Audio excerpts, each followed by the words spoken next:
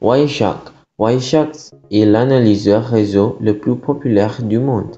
Cet outil extrêmement puissant fournit des informations sur des protocoles réseau et l'applicatif à partir des données capturées sur un réseau. La force de Wireshark vient de sa facilité d'installation, sa simplicité d'utilisation de son interface graphique et son très grand nombre de fonctionnalités. C'est quoi une capture réseau? Une capture réseau est une photo à un instant T de ce qui transite sur un réseau informatique. Une capture réseau, pourquoi faire? Les principales applications d'une capture puis d'une analyse réseau sont identifier les flux consommateurs sur une liaison Internet, caractériser le trafic généré par une nouvelle application et identifier les causes d'un problème de performance sur un réseau. Comment faire la capture réseau?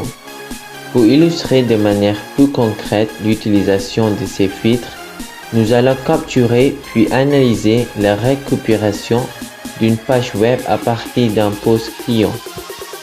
On commence donc par lancer le navigateur sur le post client.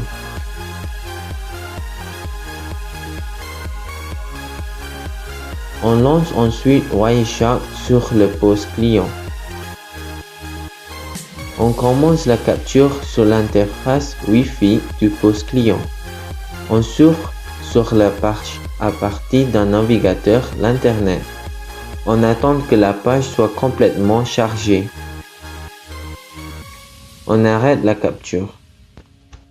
On devrait ainsi se retrouver avec une capture trop fournie. Alors, nous allons donc commencer par filtrer le trafic intéressant qui, je le rappelle, est la récupération d'une page web par votre navigateur.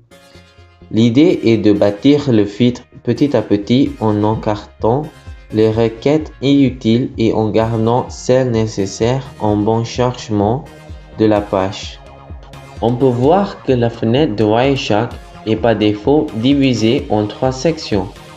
La première affiche une liste de paquets IP capturés. La séquence donne les détails du paquet IP sélectionné dans la première section. La seconde détaille le paquet sélectionné. De nombreuses informations sont proposées. Frame donne toutes les informations de tombe et taille du paquet. Ethernet renseigne sur le matériel des hauteurs du paquet. IP offre des informations sur la couche IP, IP source, IP destination, version, protocole. TCP offre des informations sur la couche TCP, port source, port destination, flag. La troisième affiche le contenu en hexadécimal du paquet IP sélectionné dans la première section.